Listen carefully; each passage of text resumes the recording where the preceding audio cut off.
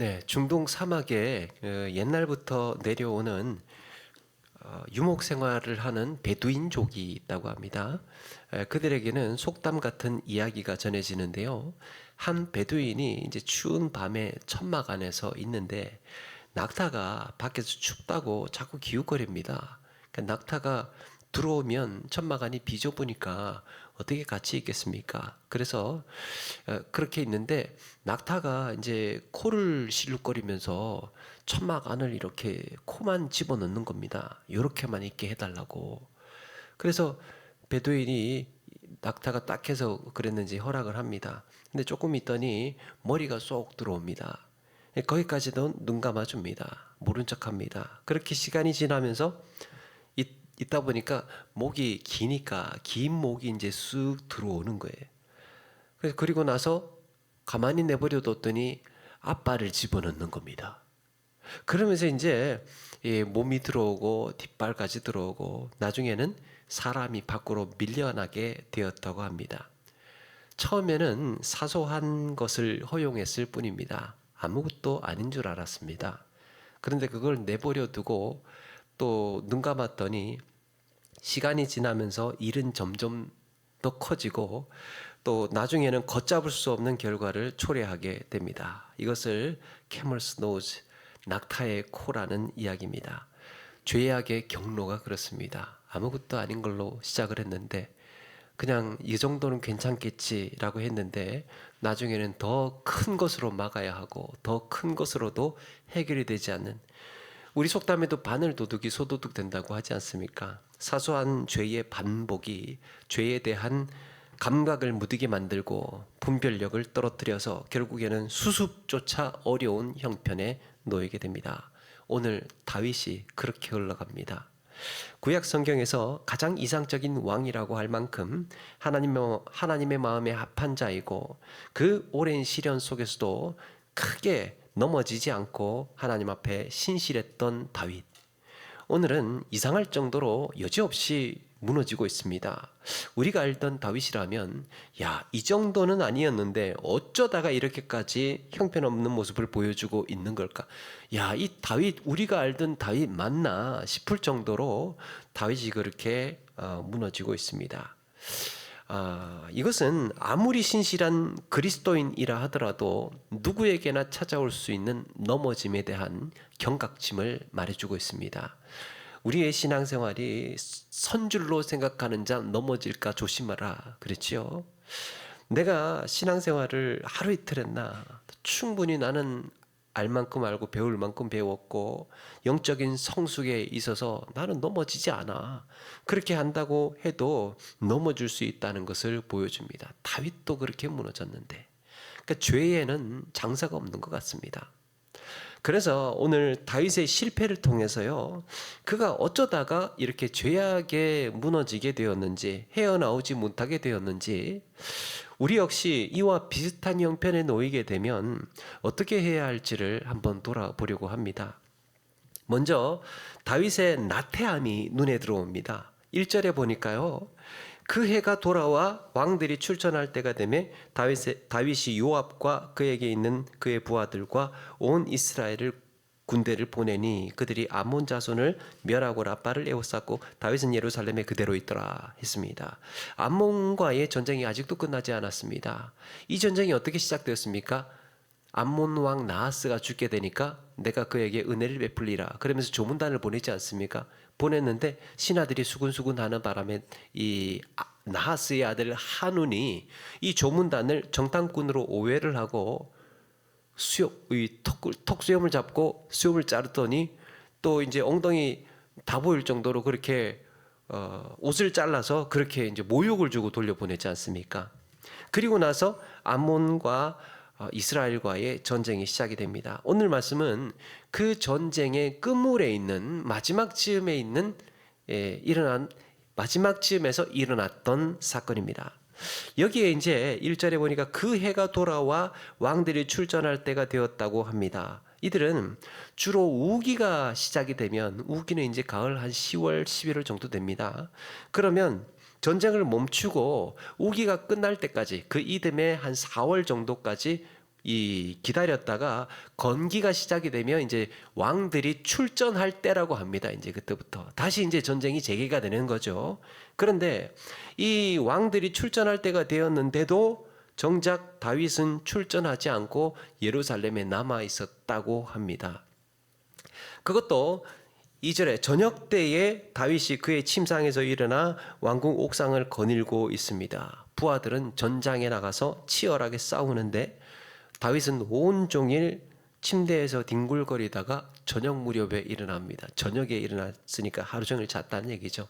그렇게 이제 한가하게 산보 삼아서 뭐 재미난 거 없나 하면서 옥상을 이리저리 돌고 있는데 세상에나 선녀 같은 여인이요. 저쪽에서 이제 목욕을 하는데 막 정지 화면처럼 막 뚫어지게 쳐다보게 됩니다. 해는 뉘엿 가는데 저 가는데 노을에 비친 그녀의 모습이 얼마나 아름다운지 막 가슴이 쿵닥거립니다. 누굴까 궁금해집니다. 지금 다윗이 궁금해야 할 것은 씻고 있는 그 여인이 아니고 전쟁에서 피를 흘리고 있는 군사들의 소식입니다. 가야 할 길을 가지 않고 해야 할 일을 하지 않은 것을 나태함이라고 하죠.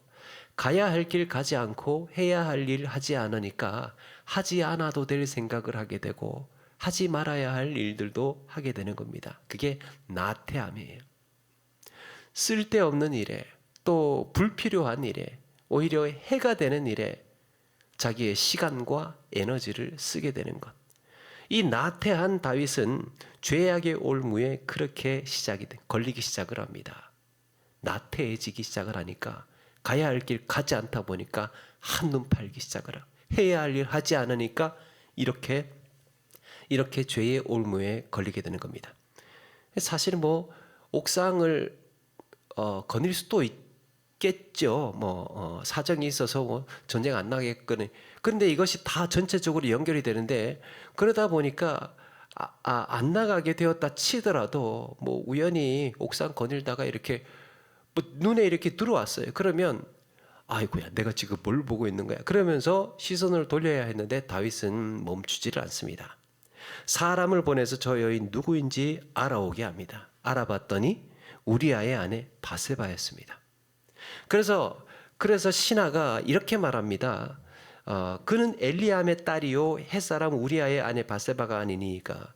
바세바가 아닙니까? 바세바 아닙니까? 질문형으로 보고를 하고 있습니다. 질문형으로 보고를 한다는 이유가 뭐겠습니까? 당신도 알고 있는 사람 아닙니까? 우리아 그 당신 신하 바세바의 우리아의 아내 아닙니까? 저 여인이 누구인지 알아오라고 했을 때 신하가 감을 잡았을 거예요. 아, 왕이 그 여인 마음에 들어 하나 보다. 혹시나 부를지도 모르겠네. 이런 이제 약간 그 짐작을 하고 갔을 겁니다. 그런데 알아보니까 햇사람 우리아의 아내였던 겁니다. 깜짝 놀란 신하가 질문으로 경고의 사인을 보내고 있습니다. 다른 처녀도 아니고 그 여인은 안 되는 거 아시죠? 당신의 충직한 부하 우리아는 지금 전장에서 목숨 걸고 싸우고 있는데 설마 데려오라고 하시는 건 아니겠죠? 그게 우리아의 아내 아닙니까? 공사 중에 접근 금지 표시가 있지 않습니까? 공사장에는 깊은 물에는 수영 금지 표시가 있습니다. 대부분 위험한 곳은 경고판이 있습니다. 신하의 질문은 일종의 경고 신호였던 겁니다. 안 되는 거 아시죠? 그러면 기대할 수 있는 다윗의 예상 반응은 뭐겠습니까? 그래? 우리아의 아내였다고? 그러면서 야, 난 모르는 거다. 난 너 안 보냈다. 이러면서 입담속을 시키든지 뭐 없던 일로 해가지고 그렇게 해서 이제 야, 이건 큰 실수할 뻔했네. 그렇게 해서 또 멈춰야 했습니다. 그런데 다윗은 오히려 치사한 발상을 합니다. 남편이 전쟁에 나가 있다 이거지. 이렇게 된 거예요. 오히려 그게 그래서 조용히 데리고 와. 이후의 상황은 2배로 이제 2배속으로 막 빨라집니다. 더불어 동침함에 그 여자가 자기 집으로 돌아가니라. 여기서 이제 바세바의 심경이 어땠는지 슬펐는지 어쨌는지 거기에는 아무런 감정 표현 없이 그냥 담담하게 성경은 쓰고 있습니다. 동침했다. 그리고 그 여자가 돌아갔다. 간단해요, 간단해. 막 그 이후에 알아보고 막 옥상 거닐고 있고 이런 걸 막 주저리 저기 그 성경에서 굉장히 상세하게 설명을 하는데 이 정작 그 본 사건은 그냥 잠깐 동침하고 돌아갔다 끝났습니다. 그래서 아무도 모르게 그 일이 그렇게 지나가는 줄 알았습니다. 이 일로 그냥 이렇게 그런 일이 있었구나 지나가는 줄 알았는데 다윗이 얼마 지나지 않아서 날벼락 같은 이야기를 듣게 됩니다. 바세바가 사람을 보내서 다윗에게 이렇게 말합니다. 내가 임신하였나이다. 숨길래야 숨길 수 없는 사건이 되어버렸습니다. 임신을 했다니까.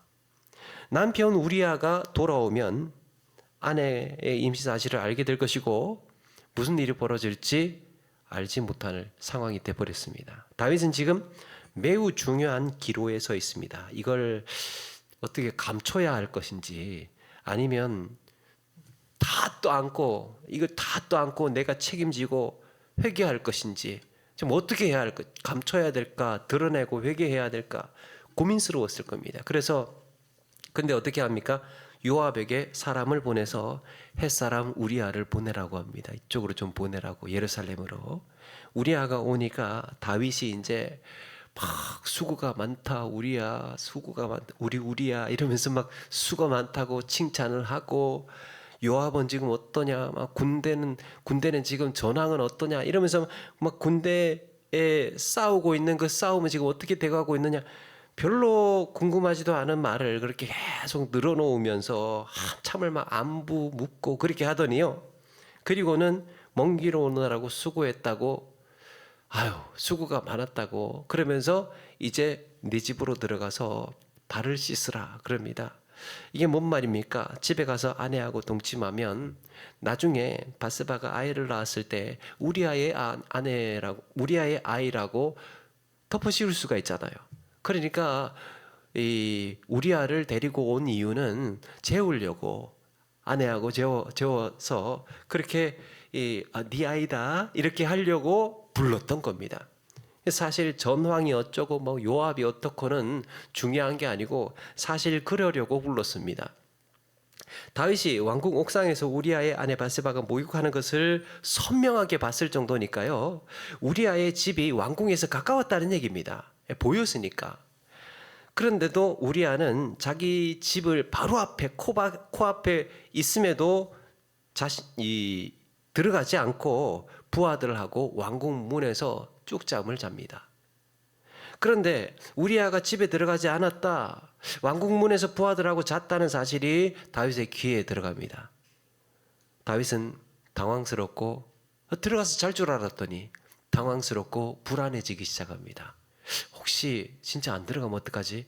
한 번 더 물어봐야 되겠다 하면서 우리아를 그 다음날 불러서 먼 길 갔다 온 사람이 그 왕궁 문에서 자면 어떡하냐? 집에 가서 자야지. 집에 가서 자야지. 응? 집에 들어가라니까 왜 밖에서 잤어? 우리아는 다윗을 창피하게 만드는 말을 합니다. 오늘 11절에 보니까요. 뭐라고 이야기하느냐? 우리아가 뭐라고 하느냐? 언약궤와 이스라엘과 유다가 야영 중에 있고 내 왕의 부하들이 바깥 들에 진치고 있거늘 내가 어찌 내 집으로 가서 먹고 마시고 내 처와 같이 자리일까? 언약궤와 이스라엘과 유다가 야영 중에 있고 부하들이 바깥 들에 진치고 있는데 다윗은 어떻습니까? 하루 종일 뒹굴뒹굴 침상에 누워서 낮잠 자고 있었고 저녁에 옥상 올라와 가지고 그러다가 바세바와 그런 일들이 일어나고 이랬던 거죠.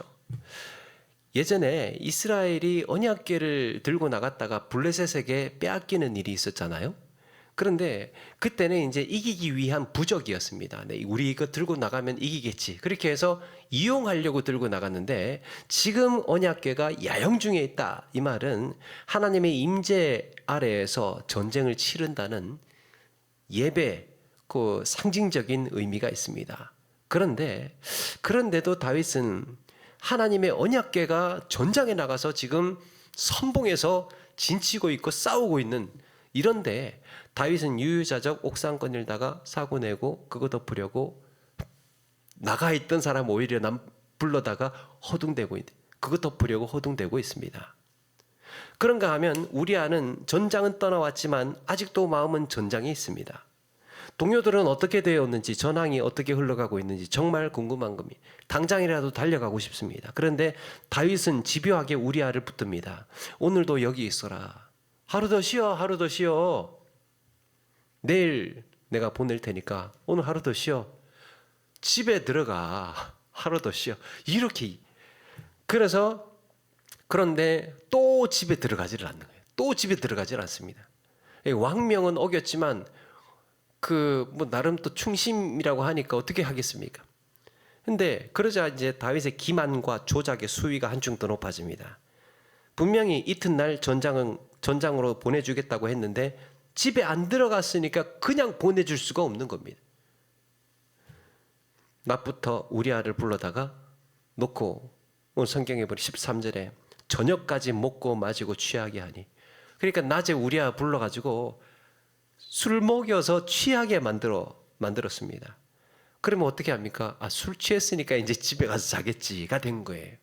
그렇게 해서 이제는 집에 가겠지. 세상에, 그런데도 우리아가 집에 가지 않고 그렇게 마쳤는데도 부하들과 어울려서 밖에서 부하들과 함께 잠을 잡니다. 다윗이 집요하게 자기 죄를 숨기고 우리아를 기만하고 조작하면 할수록, 그렇게 하면 할수록 다윗 우리아의 충정은 더 견고해집니다. 흔들리지 않습니다. 한편 다윗은 불안하고 초조하고 두려워집니다. 마침내 계획대로 흘러가지 않자 극단적인 방법을 만지작거립니다. 그게 뭡니까? 우리아를 전장에서 사지로 몰아넣어서 죽게 만드는 거죠. 성경은 다윗의 행위를 이렇게 평가하고 있습니다. 다윗이 행한 그 일이 여호와 보시기에 악하였더라. 그럴수록 다윗에게는 더 처참한 대가가 기다리고 있었던 겁니다. 여러분, 이 사건이 나중에요 압살롬의 반역과 연결이 됩니다. 다윗과 밧세바가 저지른 죄가 압살롬의 반역과 뭐가 연결이 된다고? 다윗의 셋째 아들 압살롬이 다윗에게 반기를 들고 쿠데타를 일으키잖아요. 다윗은 예루살렘을 빠져나와서 이제 도망을 칩니다. 그리고 압살롬이 예루살렘 다윗성을 장악하게 됩니다. 그에게는 두 명의 책략가가 있었는데, 하나는 아히도벨이고 또 하나는 후세라는 사람이에요. 근데 이 후세는 다윗이 심어놓은 사람입니다. 네 투항해서 들어가서 이 압살롬 곁에서 무슨 작전을 벌이고 있는지, 어떻게 지금 흘러가는지를 나한테 좀 알려줘. 그러면서 후세를 다윗성에 보내서 넌 투항해라, 이렇게 해서 심어놓은 겁니다. 그런데 아히도벨은 진심입니다. 진짜 다윗을 반역을 해서 압살롬 편에 선 사람이, 압살롬 사람이 된 겁니다. 그런데 압살롬이 왕궁을 이제 장악하고 나서, 자 이제 그럼 우리 뭐부터 할까 했을 때 아히도벨이 이런 제안을 합니다. 무슨 말을 하느냐? 열왕기하 16장 21절 이하에 왕의 아버지가 남겨두어 왕궁을 지키게 한 후궁들과 더불어 동침하소서. 그리하면 왕께서 왕의 아버지가 미워한 바 됨을 온 이스라엘이 들으리니 왕과 함께 모든 사람이 힘이 더욱 강하여지리이다. 그렇게 하면 백성들은요, 압살롬이 다윗과 이제 완전히 갈라섰구나, 후궁들과 당신이 동침을 하면 갈라섰구나 알게 될 거라는 거예요. 그러니까 압살롬 당신 편에 다 들 겁니다. 이제 완전히 이제 건널 수 없는 강을 결별을 했으니까. 실제로 압살롬이 보란 듯이 왕궁 옥상에다가 장막을 치고 그 일을 합니다. 다윗이 했던 일과 비슷하지 않습니까? 그런데 아히도벨이 누구냐 하면 사무엘하 23장 34절에 보니까 아히도벨의 아들 엘리암이라고 되어 있습니다. 엘리암의 아버지인 겁니다. 엘리암은 누구냐? 오늘 말씀 3절에 보니까 밧세바의 아버지입니다. 아히도벨의 손녀가 밧세바였던 거예요. 아히도벨의 손녀가 밧세바. 밧세바는 그러니까 이렇게 그런 일을 당하고 우리아가 햇사람 우리아가 죽고 그러하는 모든 일련의 과정들을 지켜보면서 아히도벨이 마음의 응어리가 된 거죠. 여러분, 이게 나단 선지자를 통해서 선포한 예언의 성취이기도 합니다. 보라, 내가 너와 내 집에 재앙을 일으키고 내가 내 눈앞에 내 아내를 빼앗아 내 이웃들에게 주리니 그 사람들이 내 아들과 더불어 백주에 동침하리라. 너는 은밀히 행하였으나 나는 온 이스라엘 앞에서 백주에 이 일을 행하리라. 너 숨어서 그렇게 했지. 나 이거 네가 한 그대로를 공개해서 다 보여줄 거야. 다 드러낼 거야. 다윗이 감추고 감추었던 그 일이, 아끼는 부하를 죽여가면서 입막음을 했던 그 일이 벌건대낮에 말할 수 없는 수모로 돌아오고 있습니다. 처음에는 마땅히 나가야 할 전장을 나가지 않았습니다. 사명의 자리를 벗어난 나태함 속에서 죄악이 틈을 타고 고개를 내밉니다. 나태하니까요, 이 뭔가 이렇게 틈이 생기는 거예요. 자기 죄를 조작하고 기만하면서 은폐를 시도합니다. 그리고 그것도 안 되니까 충성스러운 부하를 죽이기까지 하는 뻔뻔함을 보입니다. 아무것도 아닌 것에서부터 이 뭔가 틈이 생기기 시작을 하니까 이제 본물이 터지듯이 더 심해졌던 거죠. 다윗은 어쩌다가 이런 죄악의 올무에서 벗어나지 못하고 더 깊은 수렁으로 빨려 들어갔을까? 다윗은요, 수치심을 죄책감으로 돌리지를 못했습니다. 물론 사람에게 이 수치심이란 필요하다고 생각합니다. 필요합니다. 그런데 중요한 것은 거기에 매여 사는 건 곤란합니다. 수치심에 매여서 사는 건 곤란합니다. 우리 인생의 과제는요, 우리가 살면서 이것 좀 해결해야 되는 것 중에 하나는 수치심에서 건강한 죄책감으로 돌리는 일이에요. 수치심에 갇혀서 수치심에 매여서 사는 게 아니고 이걸 건강한 죄책감으로 돌리는 일들을 할 수 있어야 합니다. 수치심이란 뭘까요? 수치심은 자기 존재를 부끄럽게 여기는 겁니다. 나라는 존재를 부끄럽게 여기는 것. 그래서 난 못난 사람이야. 자기 스스로에게 그렇게 생각을 합니다. 나 못난 사람이야. 나는 뭔가 나 잘못된 사람이야. 그러잖아요. 넌 쓰레기야. 그러잖아요. 자기를 쓰레기로 여기는 겁니다. 하찮은 가치 없는 사람으로 여기는 겁니다. 그게 수치심이. 형편없고 자격 없는 사람으로 여기는 겁니다. 수치심. 이런 사실이, 내가 이런 사실이 들통이 나게 되면 끝이라고 생각을 합니다. 그래서요, 자기 잘못이라든지 자기 실수라든지 이런 것들을 절대로 용납하지 않아요. 그걸 인정하지 않습니다. 인정하는 순간 나는 죽는다 생각을 하니까, 끝난다 생각을 하니까. 절벽에서 대롱대롱 매달려 있는 이야기 있지 않습니까? 그것 떨어지면 완전히 끝장이라고 생각을 하니까 수치심입니다. 그래서 절대로 거기에 대해서 허용하지 않고 인정하지 않고 고백하지 않고 그렇습니다. 그럼 어떻게 하느냐? 숨겨요. 수치심의 첫 번째 특징은 숨기는 겁니다. 말하지 않는 거예요. 그리고 그 다음에는 책임을 회피하거나 부정합니다. 변명합니다. 드러났을 때 변명하는 거예요. 그때 그 상황에서는 그럴 수밖에 없었다. 일반화시킵니다. 별거 아니라고. 그거 아무것도 아닌 거라고. 무마합니다. 얼버무립니다. 그런데 정확하게 이 자기 잘못으로 이제 지목이 되면, 너무 스트레스가 이제 다가오게 되면 책임 전가를 합니다. 수치심의 특징이에요. 책임 전가를, 나 때문이 그런 게 이 사람 때문이라고, 그것 때문이라고, 당신 때문이라고 책임 전가를 합니다. 그리고 그것보다 조금 더 푸시가 들어오면 공격적인 성향을 보입니다. 나만 그랬어. 이렇게 공격적인 성향을 보입니다. 그 순서에 수치심이 가지고 있는. 아담과 하와가 선악을 따먹은 후에 수치심이라는 걸 느낍니다. 그래서 뭐합니까? 자기 몸을 가립니다. 그리고 하나님을 피해서 숨어버립니다. 그래서 죄와 수치심은 같이 연결되어 있습니다. 수치심을 따라서 내려가다 보면, 왜 따라서 내려가다 보면 죄와 연결이 되어 있는 경우가 많습니다. 그리고 아담이 이제 하나님께서 물으시니까 너 왜 그러냐 물으시니까 아담이 하와 때문에 거기에 한 숟갈을 더 얹죠. 하나님이 주신 그 하와 때문에. 당신이 주셨지 않습니까? 내가 이런 죄를 진 것은 당신 또 책임이 있는 겁니다. 이렇게 책임 전가를 하는 거죠. 하와는 또 뭐라고 합니까?